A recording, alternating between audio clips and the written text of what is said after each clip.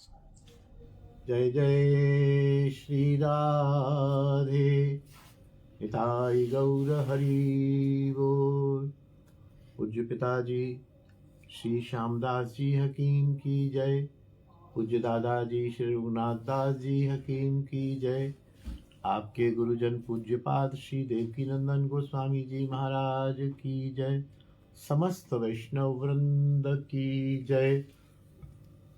वैष्णव वृंद के गुरुजन की जय। गिरिराज महाराज की जय। तुलसी महारानी की जय। ब्रजरज रानी की जय। यमुना रस रानी की जय। हमारे गुरु स्थान श्री श्रृंगार भट्ट की जय। जय जय श्री राधे निताई गौर हरि बोल। गुरु गोविंद कृपा से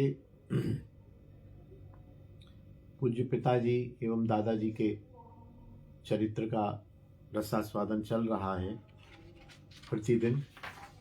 कल गोस्वामी नृसिंह वल्लभ जी और प्रभुदत्त ब्रह्मचारी की प्रेस और प्रेस के बारे में सब विवरण सुना था। आज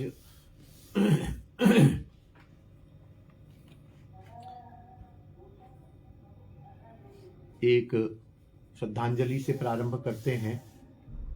पूज्य डॉक्टर श्री शैलेंद्र नाथ जी पांडे, जो बन महाराज में फिलॉसफी के हेड थे। मैंने और मेरे छोटे भाई ने उनसे फिलॉसफी की शिक्षा ग्रहण की, एमए किया, पीएचडी किया। भागवत कृष्ण छोटे भाई ने पांडे जी के अंडर में ही अपनी पीएचडी की। वो बड़ा अच्छा प्रेम रखते थे, पधारते थे, पिताजी में बड़ी निष्ठा भी रखते थे। उन्होंने लिखा है, ठीक स्मरण नहीं फिर भी बात प्राय 30 साल पुरानी होगी, जब हकीम जी के प्रथम बार दर्शन किए।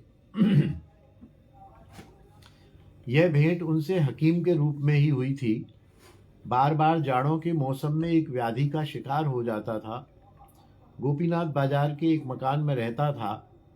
अश्विनी कुंज में सेवानिवृत्त पोस्ट मास्टर साहब मगनलाल जी शर्मा के ससुर रहते थे। उन्होंने बताया कि हकीम जी को लोई बाजार में नाड़ी दिखला लो। उनके नैसर्गिक स्वभाव के जादू में खिंचता चला गया। स्नेह, सहृदता और शालीनता से भरे व्यक्तित्व के विलक्षण स्वामी थे श्री हकीम जी। कालांतर में उनके सारस्वत रूप से परिचय हुआ। भक्ति साहित्य, विशेषकर गौड़ीय वैष्णव परंपरा में उनकी गहरी पैंठवश गहनतर निष्ठा अभिभूत कर देने वाली थी। हकीम जी द्वारा स्थापित, पल्लवित एवं पोषित श्री हरिनाम प्रेस ने गौड़ीय संप्रदाय की जो सेवा की है, वह चिरकाल तक स्मरणीय रहेगी। अब तो नित्य नए शिखरों को छू रही है।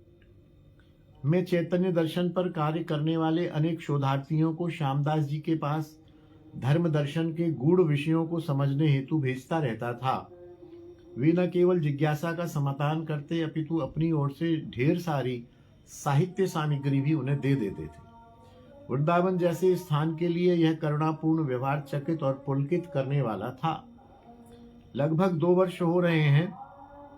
आकाशवाणी हेतु ब्रज संस्कृति एवं ब्रज के वन उपवन पर रूपक लिखा था। केंद्र के तत्कालीन निदेशक रैना साहब चाहते थे कि रूपक को और जीवंत बनाने हेतु कुछ प्रामाणिक विद्वानों के विचार उन्हीं की वाणी में रिकॉर्ड कर लिए जाएं। मुझे तत्काल जो नाम सूझा वह स्मृति से श्री श्यामदास जी का ही था। हमारा अनुरोध उन्होंने स्वीकार किया। कार्यक्रम से संलग्न सभी पात्र गौरवान्वित तथा कृतज्ञ हुए, ऐसा उन्होंने लिखा है। और इसके बाद एक और श्रद्धा उद्गार हैं, ये लिखे श्री गणेश दास जी चुग, रामायण विशारद, दिल्ली से। ये गणेश दास जी चुग जो हैं, हम मेरे जीजा जी हैं।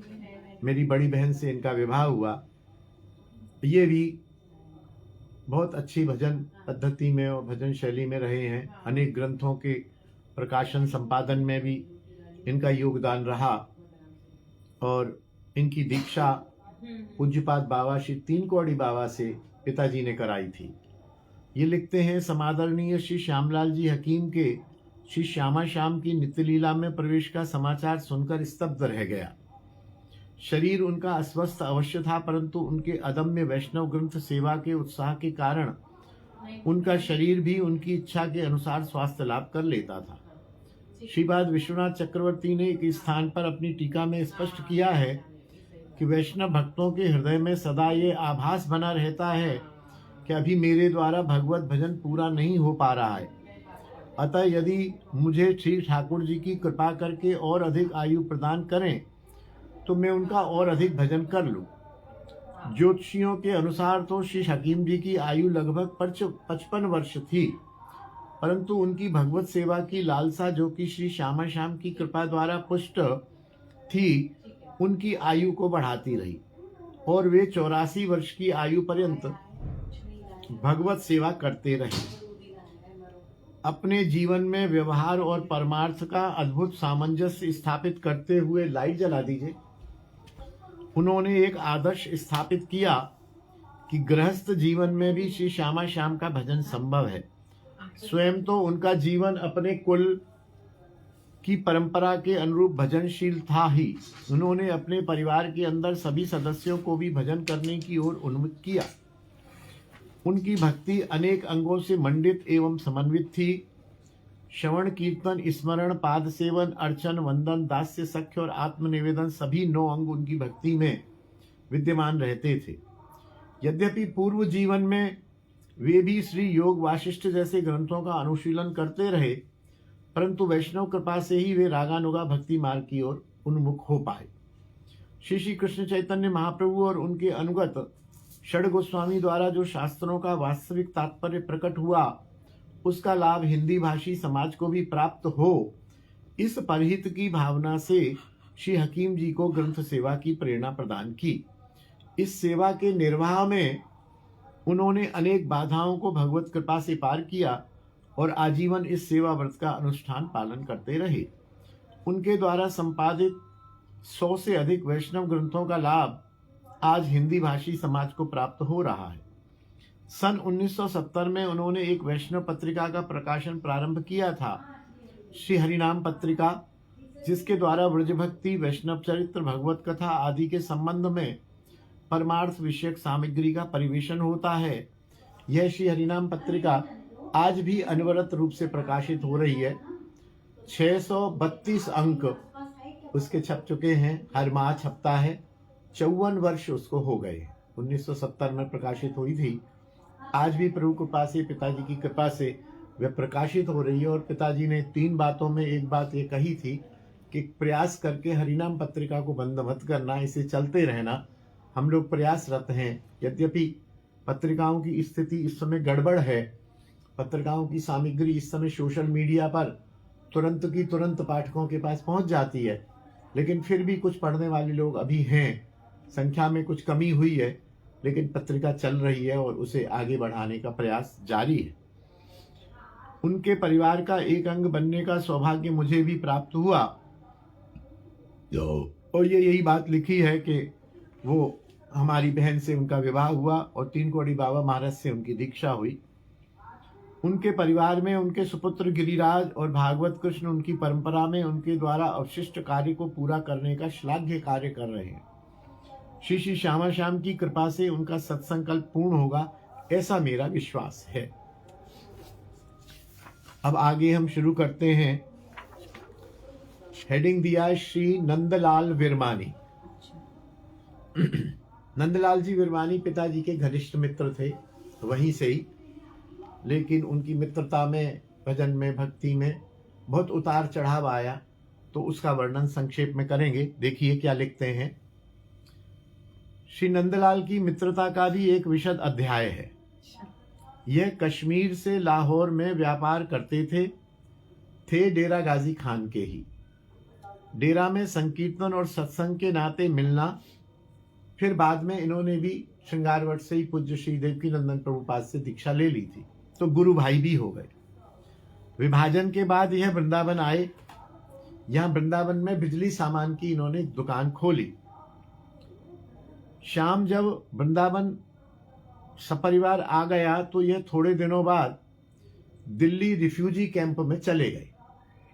वहां मकान अलॉट हो रहे थे, क्वार्टर बनाए थे रिफ्यूजियों के लिए सरकार ने।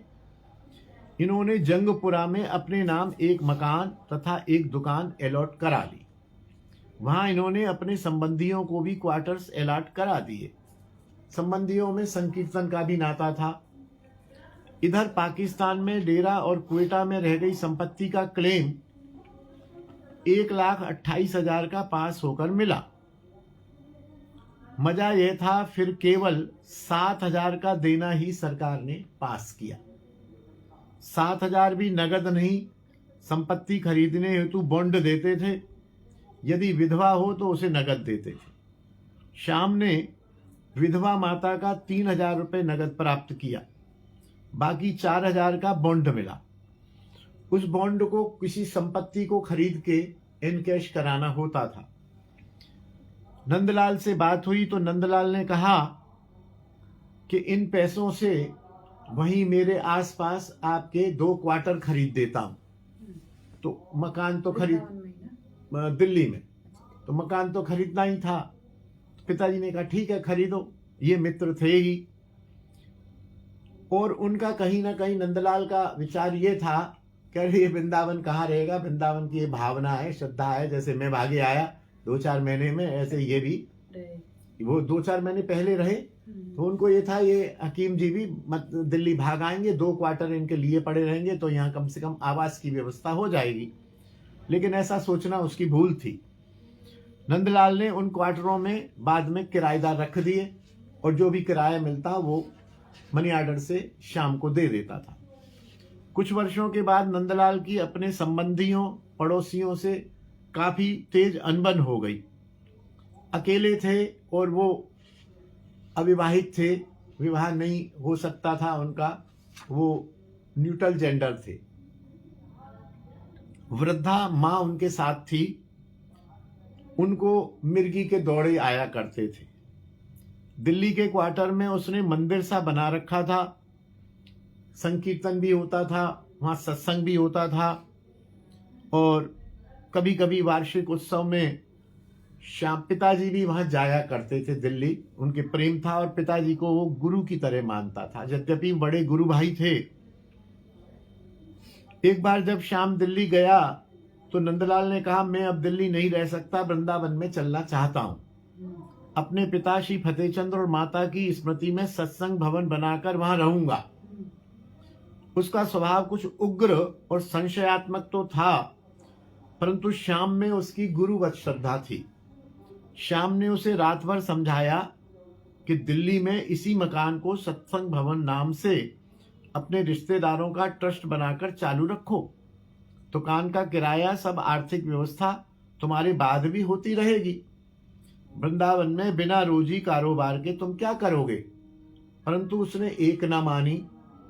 उसकी माता भी इस जिद में थी कि वृंदावन वास करेंगे।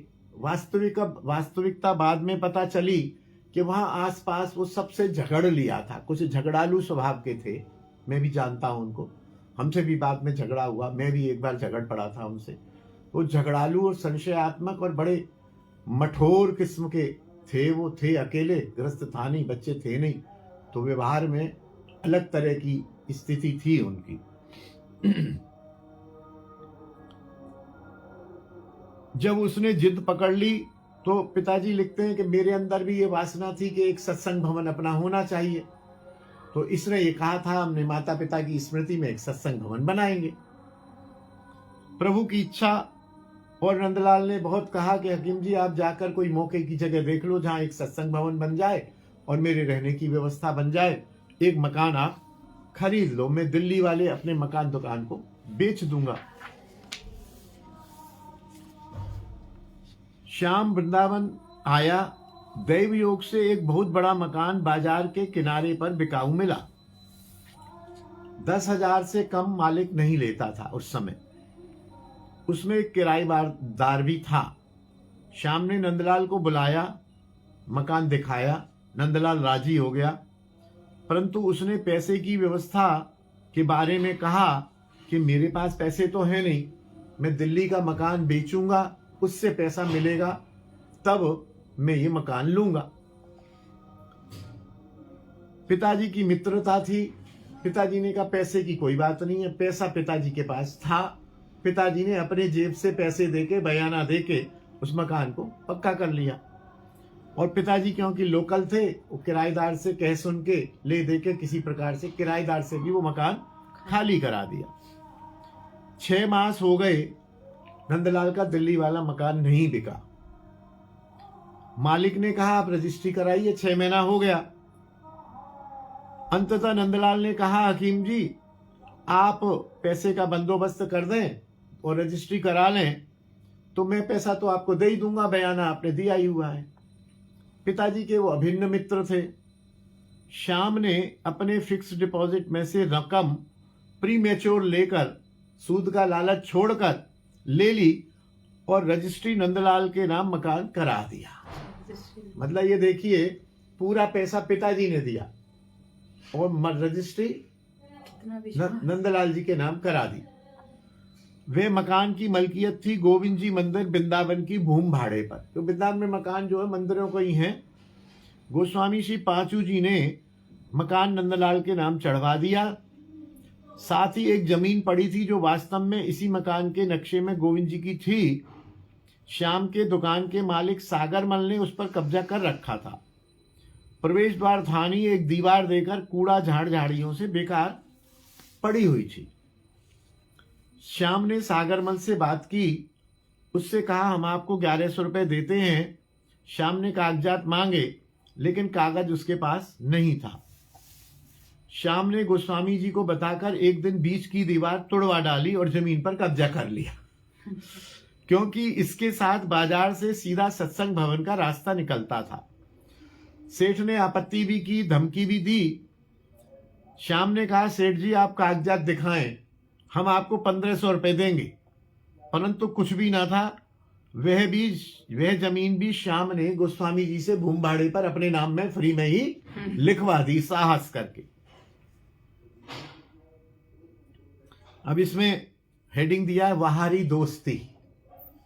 यथा समय नंदलाल ने मकान बेचा, श्याम को दिल्ली बुलाया, परंतु पेमेंट नगद उसे न देकर बैंक ड्राफ्ट बनवा दिया ताकि श्याम से उसकी रसीद प्राप्त हो जाए।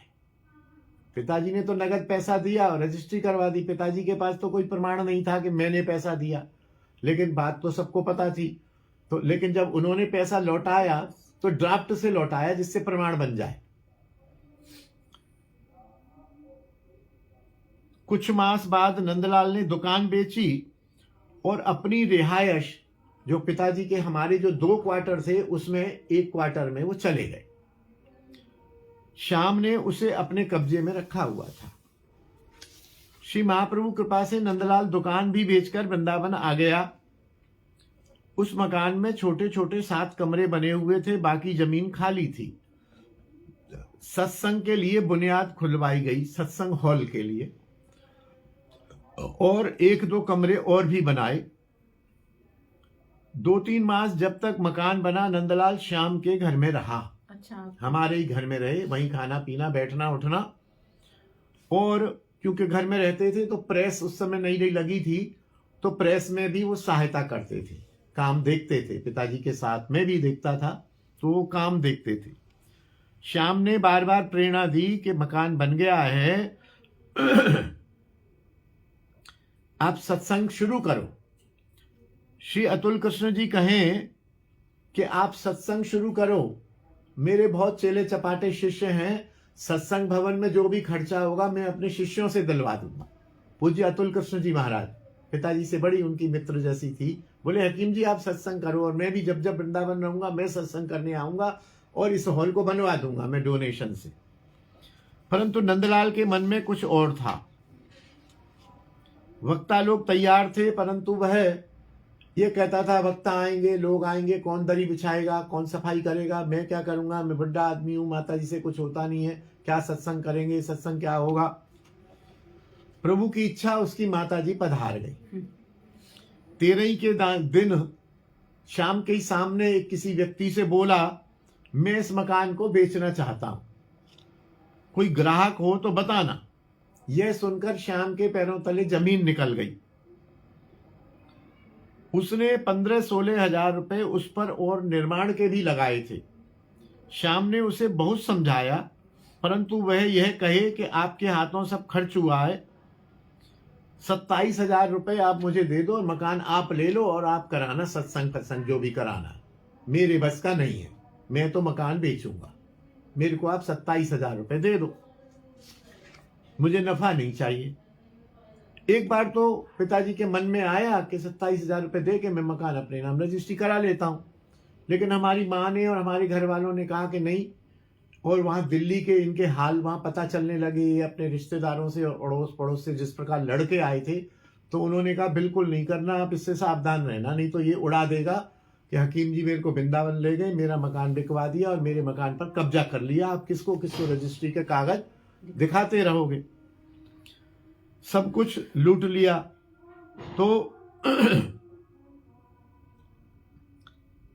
एक व्यक्ति ने अपने मामा के परिवार को उस मकान का सौदा 32 हजार में करा दिया।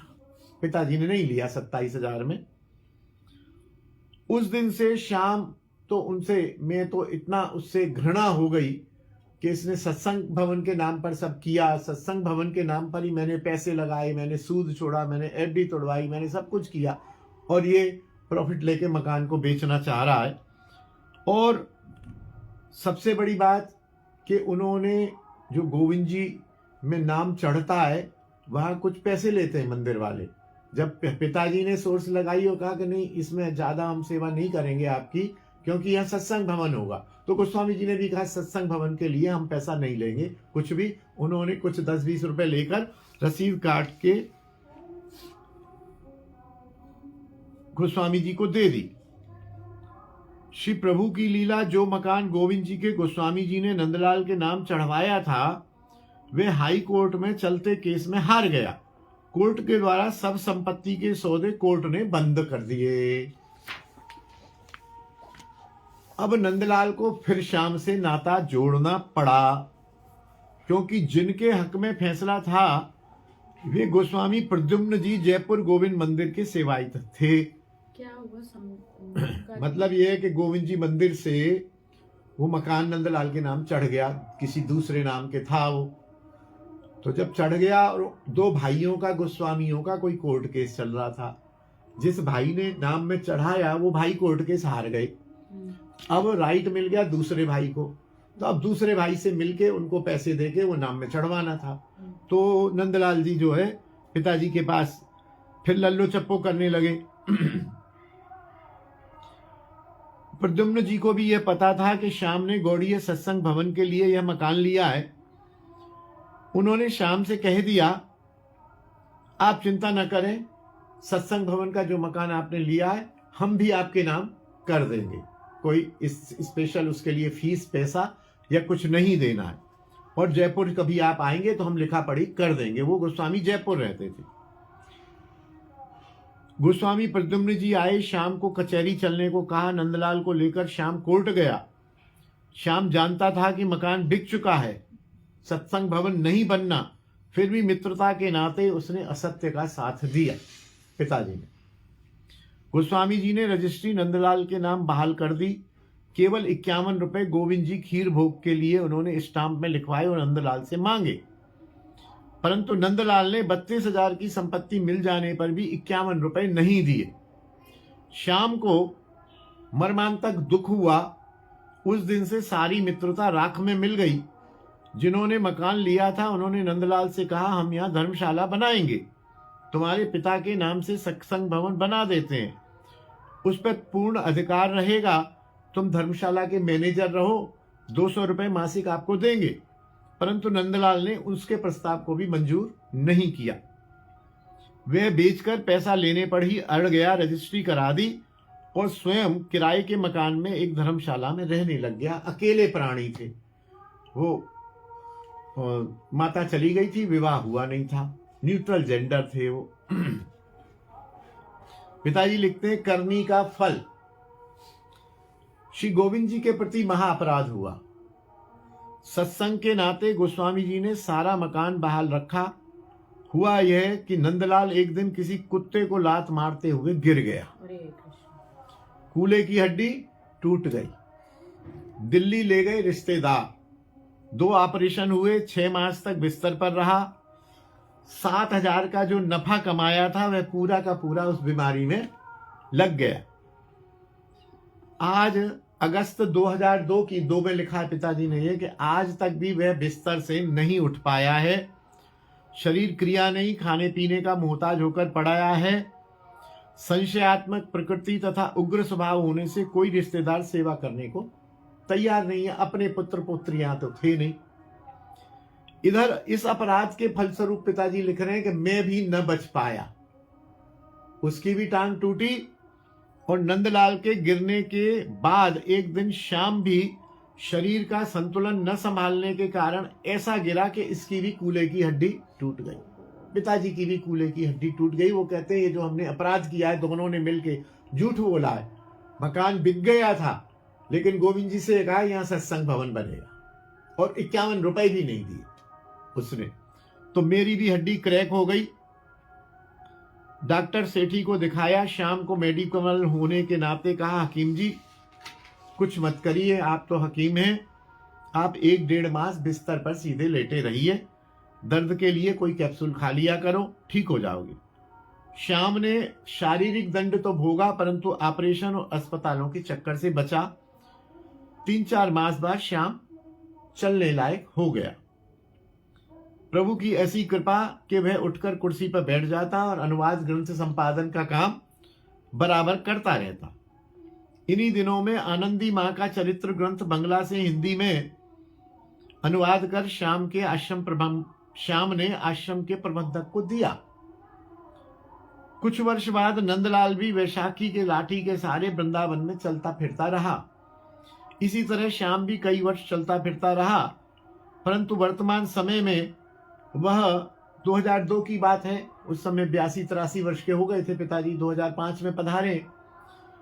दिक्कत अनुभव करता है। उस अपराध का साक्षात फल श्याम ने पाया कि सत्य को छिपाकर झूठे मित्र का साथ दिया।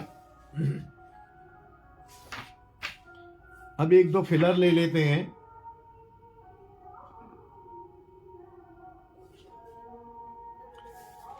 संवेदना संदेश। आध्यात्मिक जगत में सहजता, सरलता, नम्रता आदि के साथ इनके विपरीत तत्व भी मौजूद रहते हैं। ये अनेकानेक तत्व ही इस सृष्टि के नियामक हैं। जब जीव मंगलकारी तत्वों को ग्रहण करके भौतिक शरीर धारण करता है, तब कोई कोई महामानव सृष्टि के विपरीत तत्वों को हटाने का प्रयास करता है। यह प्रकृति का एक अनवरत कार्य है। ऐसे ही महामानव के रूप में आए ब्रजभूति श्री श्यामदास जी ज्ञान तत्व को ग्रहण कर अज्ञानता तथा अधार्मिकता से जीवन भर दूर रहे। जिस प्राण तत्व को वैष्णव जन श्री राधा कृष्ण के स्वरूप में देखते हैं, उन्हीं की स्वरूप तथा लीला गाथा आपने अजस्र लेखनी से प्रवाहित होकर वैष्णवों के हृदय को सिंचित करती रही। वही श्याम सुंदर आपके तिरोभाव से उत्पन्न दुख को सहन करने के लिए समस्त परिवार एवं मित्रगणों को संबल प्रदान करें, ऐसी हमारी प्रभु से प्रार्थना है। और ये लिखने वाले थे हमारे शर्मा जी, जो हमारी हरिनाम प्रेस में मैनेजर थे, जो अब यहीं हमारे कृष्णा ग्रीन में हमारे साथ ही रहते हैं। और एक असिस्टेंट मैनेजर से पद्मचंद्र शर्मा, दोनों ने लिखा है एवं समस्त हरिनाम प्रेस परिवार की तरफ से इसे लिखा गया।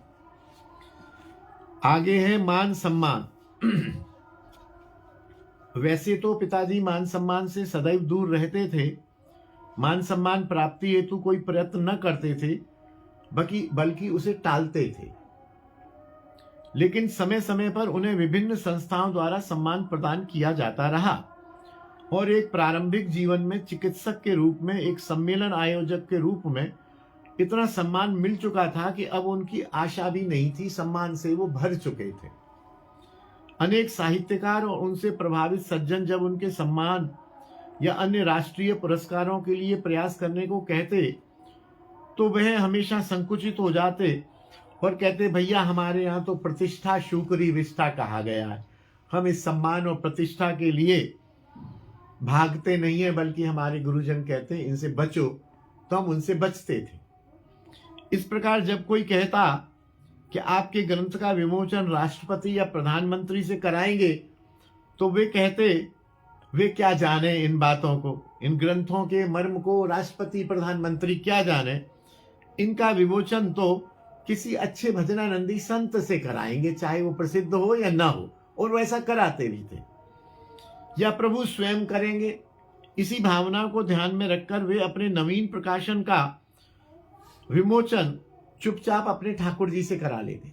ग्रंथ छपा ले गए और ठाकुर जी के सामने, लो प्रभु ये एक और ग्रंथ आ गया, कृपा करो आप विमोचन करो, पहला ग्रंथ आपकी सेवा। कोई फोटो नहीं खींचना, कहीं छपना नहीं, कुछ नहीं होना। उन्हें भक्ति साहित्य के क्षेत्र में जो सम्मान मिला है वह अकथनीय है।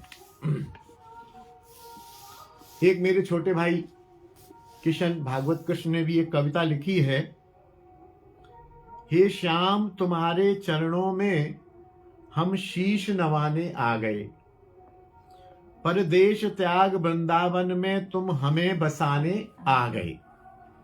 हे गौर श्याम के अनुरागी, पितु मातु भक्त हे बड़भागी, हे तपरागी हे धामनिष्ठ तुम हमें रिझाने आ गए।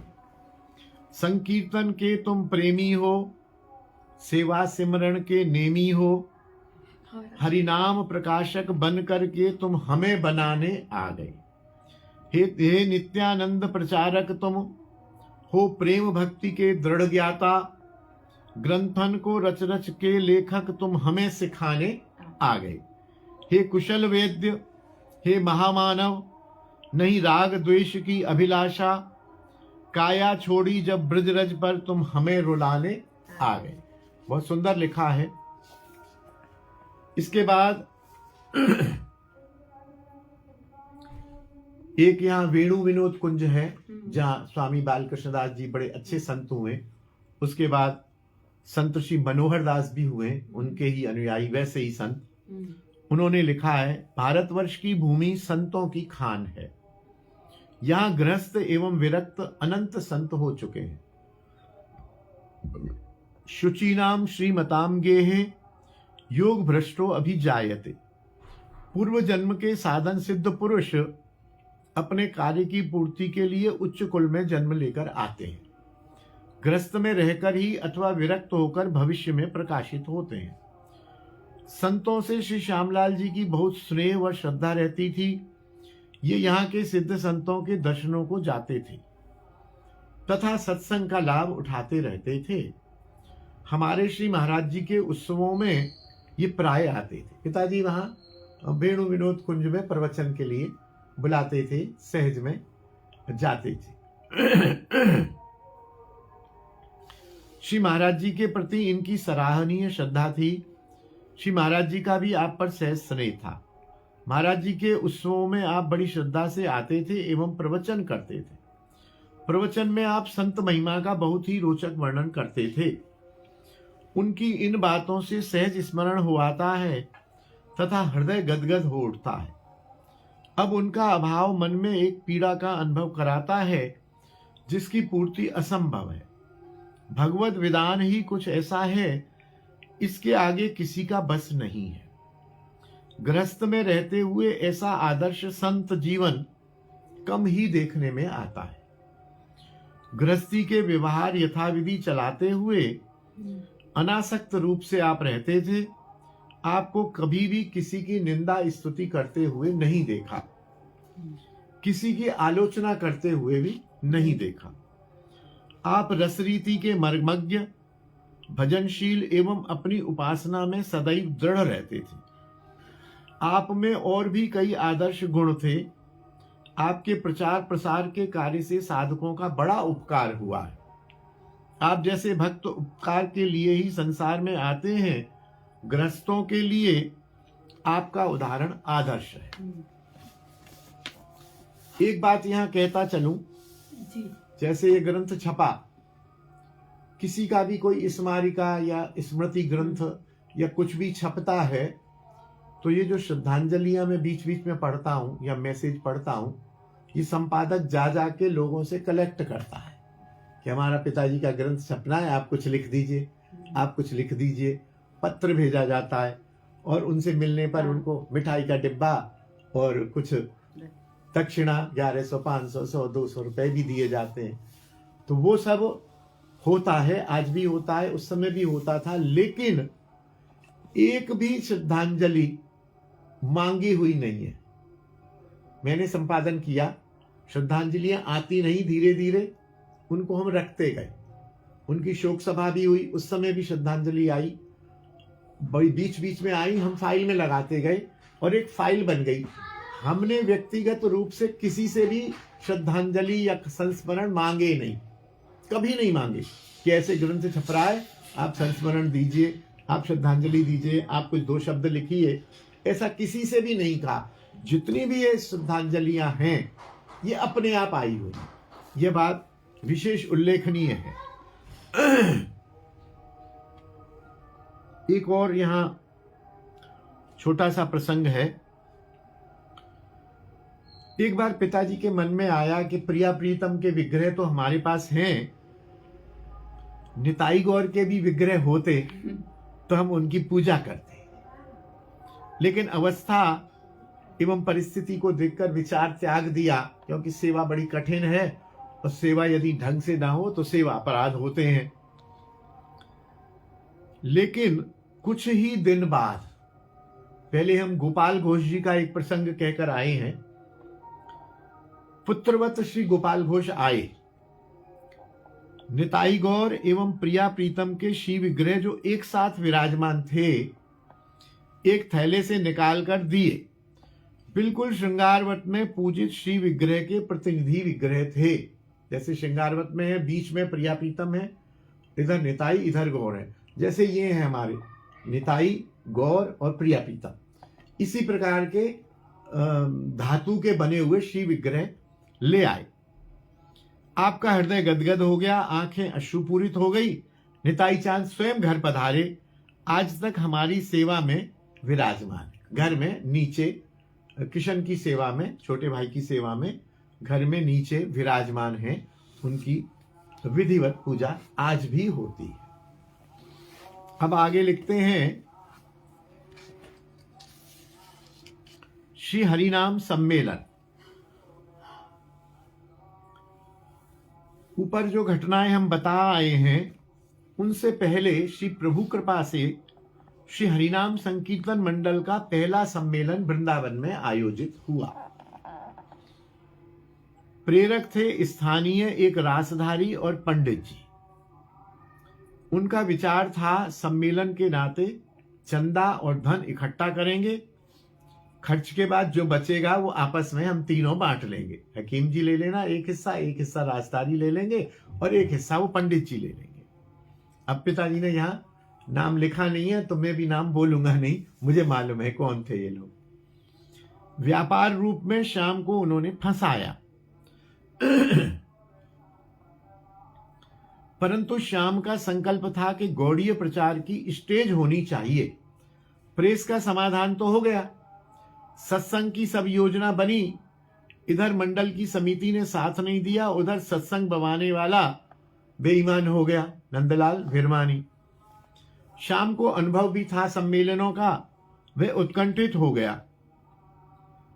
जब उन 2 सज्जनों को अनुभव हुआ कि श्याम तो वहां का एक भी पैसा अपने काम में नहीं लेगा, महोत्सव के दिनों में भंडारे या अतिथि के रसोई घर का पानी भी नहीं पिएगा, वे श्याम को आगे कर रफू चक्कर हो गए। क्योंकि पिताजी उनकी अंदर की मनोवृत्ति बाद में पता लगी।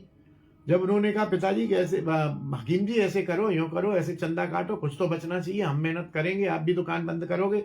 तो पिताजी ने कहा नहीं, ये धर्म का पैसा है, चंदे का पैसा है, इसका एक भी पैसा नहीं लूंगा मैं।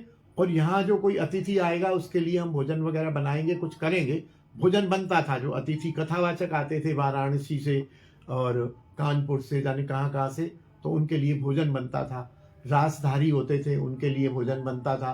तो पिताजी ने कहा हम तो यहाँ भोजन भी नहीं करेंगे, हमारे घर है, हम भोजन करेंगे। कोई बाहर से कोई रिश्तेदार आएगा कोई इस सम्मेलन में शामिल होने आएगा उसको भोजन कराएंगे, हम क्यों भोजन करेंगे।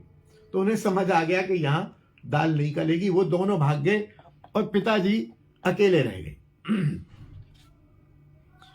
पिताजी ने भी शाम आश्रित प्रभु के आश्रित होकर बसंती बाई धर्मशाला के स्थान पर 20 वार्षिक हरिनाम संकीर्तन सम्मेलन आयोजित किए। ये 1969-70 से हुए और 1982 तक चले, हेमांग के जन्म से पहले तक चले। वृंदावन के किसी भी व्यक्ति से 1 रुपए का चंदा नहीं मांगा। अपने आप जिसने भी दिया उसके पैसे मंडल में जमा किए। इतना अवश्य कि शामियाना, फर्श दरी, लाउडस्पीकर, बिजली वाले महानुभाव सम्मेलन में न के बराबर धन स्वीकार करते थे, न के बराबर। किराया भाड़ा ले लेते थे, पैसा नहीं लेते थे। सभी का पूर्ण सहयोग रहता। भारतवर्ष का कोई भी प्रसिद्ध प्रवक्ता उस समय का किसी भी संप्रदाय का भी आचार्य संत गोस्वामी न था जो इन सम्मेलनों में न पधारा हो। प्रवक्ता भी तथा राजधानी मंडलियां भी शाम से कुछ भी राशि दक्षिणा नहीं लेते थे, अपने आप ही भाग लेते थे, क्योंकि इस सम्मेलन ने राष्ट्रीय सम्मेलन का रूप ले लिया था। उस समय भारत के दूर दूर से आने वाले यात्री भाग लेते। होलियों के दिन थे और महाप्रभु जी की गौर पूर्णिमा जयंती होती थी। वृंदावन में उस समय कोई भी सम्मेलन नहीं होता था, एकमात्र सम्मेलन होता था। तो वृंदावन जो भी होलियों पर व्यक्ति आते थे उन्होंने दर्शन पर्शन किए और वहां सम्मेलन में पहुंच जाते थे। चाहे हर सम्मेलन में शाम को अपनी गृह से 1000-2000 का खर्च करना पड़ता था। बहन बेटी मित्र सब शाम के मेहमान बनते, शाम के घर में रहते और शाम के घर में प्रसाद पाते थे। लेकिन शाम इसकी कोई चिंता न करता था। इन सम्मेलनों का लाभ यह हुआ कि मंडल द्वारा प्रकाशित साहित्य की परिचय मिलता लोगों को और डिमांड बढ़ती थी।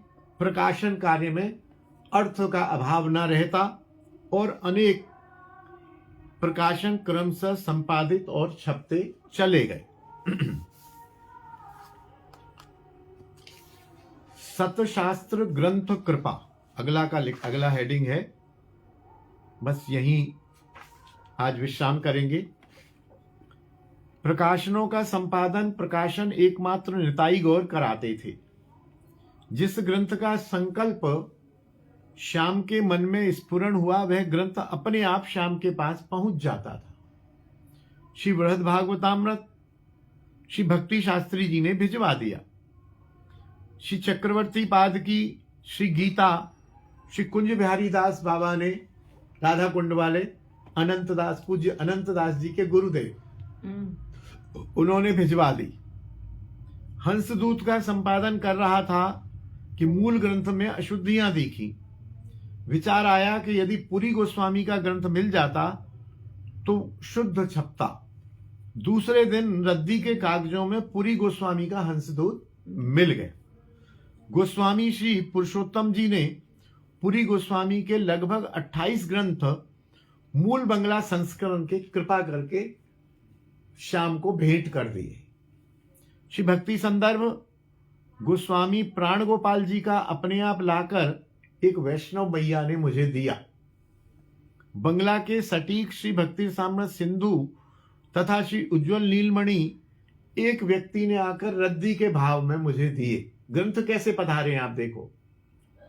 श्री कृपा सिंधु दास बाबा एक दिन दुकान पर आए, पंडित बाबा के शिष्य। सड़क पर खड़े खड़े बोले, अरे वैद्य जी लो, ये तेरे काम की चीज है। श्री भावना सार संग्रह अष्टयाम लीला का ग्रंथ, श्री गोविंद लीलामृत तथा पद्धति त्रय, ये तीनों ग्रंथ मुझे कृपा सिंधुदास बाबा ने दिए बंगला में। श्याम इनके नाम भी नहीं जानता था। विषय वस्तु का तो कहना क्या, इसके उल्लेख से केवल श्याम इतना बताना चाहता है कि ग्रंथ रत्न कैसे कैसे अपने आप पधारने लगे। क्या पता श्री महाप्रभु इन बंगला ग्रंथ रत्न को श्याम से हिंदी में संपादन कराकर हिंदी समाज में जो इस अद्वितीय साहित्य से वंचित है प्रसारित करना चाहते हैं। महाप्रभु उनके पीछे शक्ति के रूप में थे, निश्चित रूप में थे। अब एक अंतिम फिलर है, इसको पढ़कर आज विश्राम देंगे। 100 से अधिक ग्रंथों का संपादन पिताजी ने कर लिया था और बाद में छोटे छोटे ग्रंथ भी थे। यदि छोटे छोटे ग्रंथ को गिनेंगे तो करीब 200 ग्रंथ पिताजी ने किए हैं। बाद में हमने उन छोटे छोटे 5-5, 10-10 रुपए वाले ग्रंथों को एक ही ग्रंथ में मिला के उसको एक ग्रंथ बना दिया। तो उस तरह से तो 100 से अधिक हैं। अगर गिनती की जाएगी तो करीब 200 से के बराबर ग्रंथ पिताजी ने किए। लेकिन अंतिम क्षण तक आपकी कथा श्रवण में दृढ़ निष्ठा थी। श्रवण, कीर्तन और स्मरण। प्रति बुधवार को घर में होने वाले संकीर्तन में संकीर्तन से पूर्व अपने पौत्र संजय से श्री चैतन्य भागवत आदि ग्रंथों का क्रमशः श्रवण करते थे। और वो चैतन्य भागवत खुद के लिखे हुए, खुद के संपादन किए हुए ग्रंथों को श्रवण करते थे। पुनः संकीर्तन के मध्य किसी न किसी ग्रंथ का पाठ होता था, उसे श्रवण कर संकीर्तन से समाप्ति होती थी। आज से लगभग 25-30 वर्ष पूर्व भी विभिन्न हिंदी और बंगला कथाओं में अवश्य जाते थे। श्रवण उनका एक व्यसन था। काफी लंबे समय तक पूज्य बाबा चंद्रशेखर दास जी के निर्देश से गोस्वामी नृसिंह वल्लभ जी महाराज की कथा की व्यवस्था आप करते थे। और बाबा, कोई आए ना आए, बाबा चंद्रशेखर दास एवं श्यामदास गर्मी सर्दी प्रसाद की परवाह किए बिना कथा में अवश्य जाते थे। जहां तक मुझे स्मरण है, यह क्रम काफी समय तक चला। भक्ति विकास क्रम की प्रथम सीढ़ी जो है श्रवण ही है। अब यहां आज विश्राम देते हैं। कल प्रभु कृपा से फिर आगे नित्यानंद जी प्रभु ने कुछ आदेश दिया है। क्या आदेश देते हैं उसको आप समस्त वैष्णवों की कृपा से, पिताजी की कृपा से कल श्रवण करेंगे। कल ठीक 7 बजे प्रारंभ करेंगे और 8 बजे या 10-5 मिनट पहले विश्राम होगा। बोलिए पूज्य पिताजी महाराज की जय, दादाजी की जय, उनके गुरुजन गुरुदेव भगवान की जय, गिरिराज महाराज की जय, तुलसी महारानी की जय, ब्रजरज रानी की जय, यमुना रस रानी की जय, हमारे गुरु स्थान श्रृंगार वट की जय। जय जय श्री राधे, निताई गौर हरि बोल।